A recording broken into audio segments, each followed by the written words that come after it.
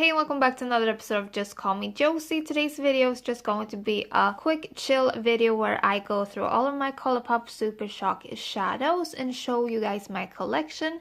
So this is how I store them in these clear acrylic cases. So without further ado, let's get straight into swatching my Colourpop Super Shock shadow collection. So here we have the shade Lovely in a metallic finish. Lovely is a light golden champagne with lots of fine glitter running throughout it. This is the shade Puppy Love in a pearlized finish. And there you have Puppy Love swatch, and I would say it is the sheerest Colourpop Super Shock shadow that I own. And I would say it has a white base with a strong peach flip to it. I actually prefer to use this as a cheekbone highlighter because of the flip. It's really gorgeous, and I also really like it on the inner corners, but I feel like it is a bit too sheer for all over the lid. This is the shade Amaze, and it has an ultra glitter finish. Amaze is a light rose gold with lots of golden sparkle running throughout it.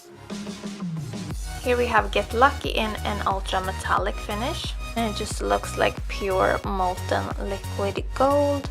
It is absolutely beautiful, definitely one of my favorites. Next up is Sequin, and it has a metallic finish.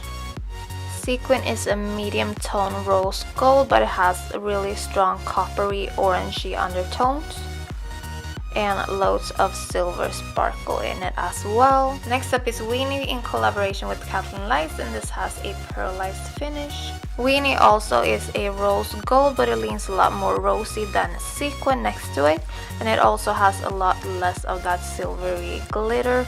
This is the shade As You Wave in an ultra metallic finish, but I would almost call this a duochrome actually, because it has both an orange as well as a rosy undertone to it. This is actually a super unique shade in my opinion, and I highly recommend it. Just look at that, it is so beautiful. Here we have Lightning Bug in an ultra glitter finish. Lightning Bug is a copper with tons and tons of silver glitter in it. It almost has a little bit of that wet look on the lids. Game Face is one of the original shades, and this is in an ultra metallic finish. Game Face is almost a brown based copper.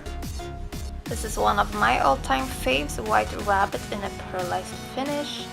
It is very metallic though in my opinion, nothing pearlized about it really. White Rabbit is an orangey red shade, and it is super stunning. Next up is Boy Band in an ultra metallic finish. Boy Band is a warm brown with some golden sheen running throughout it. Hot Tamale has a satin luxe finish. Hot Tamale at the end leans a lot more red in the undertone, otherwise Boy Band and Hot Tamale are quite similar indeed. This is the shade Shiny in a satin finish, and all of the proceeds from this shade went to No Kill LA, so it has a paw print on the lid. Shiny is a really warm brown with strong red undertones, and it has a slight golden and red sheen to it. This is Melrose, and it has a matte finish. Melrose is a mid-tone orange based brown. Here we have Desert in a satin finish.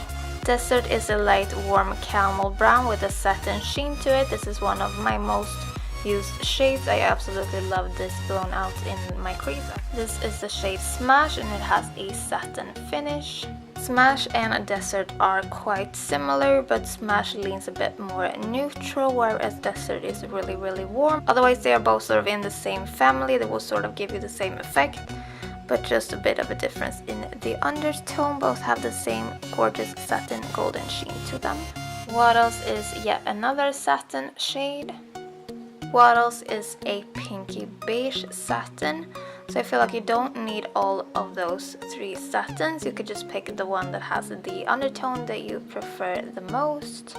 Unless you really love satins and satin is all you wear, then I do highly recommend all of them. They are all really amazing. Moving into some bronzes, this is A-Track in a pearlized finish.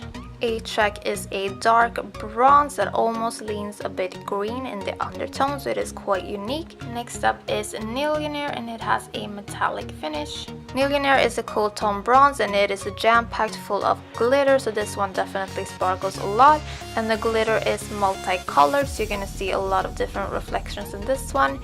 some green, some pink, some gold, some silver. Now we reached the colorful shades, and first up we have Telepathy, and this is in an ultra metallic finish, and this shade was in a collaboration with Kathleen Lights. Telepathy is a chartreuse shade, and it doesn't really get more unique than this, so if you're into unique shades, then Telepathy is definitely a great pick. Moonwalk is in a ultra metallic finish, and this is another duochrome shade. I personally prefer Colourpop's single eyeshadow in the shade Tea Garden over Moonwalk. They are sort of the same shade and have the same duochrome flip to them. I feel like Tea Garden is just a bit more intense. But this is what Moonwalk looks like. Here's yet another Kathleen Lights collaboration shade, and this is in Midnight, and it has a metallic finish. Midnight has sort of a darkened black base with loads of gold sparkle and glitter in it.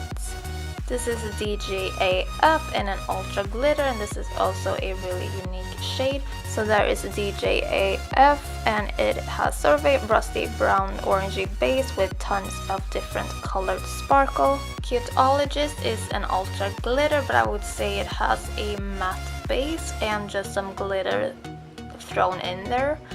So I wouldn't call it an ultra glitter because it does definitely differ from the other ultra glitters that I own because of its matte base. So as you can tell, Cuteologist is a hot orange with some gold glitter in it, and it has a matte base like I said, and those shades aren't my favorites, so for that reason Cuteologist isn't my favorite either. Last but not least, we're moving into all of the burgundy shades, and this is Static in a pearlized finish. Static is just a beautiful warm purple shade, not too much glitter in it, more of a satin in my opinion. Next up is the shade Drift in a pearlized finish. And Drift is more of a rosy cranberry, whereas Static is a lot more purple like I said before. And lastly we have the shade Porter in a metallic finish, also a collaboration with Kathleen Lights as well. I would describe Porter as having more of a matte base with golden sparkle in it than a metallic. Hopefully you guys found those swatches helpful. If you did, don't forget to give this video a thumbs up before you go, and hopefully I will see you in my next video. Take care until then, bye!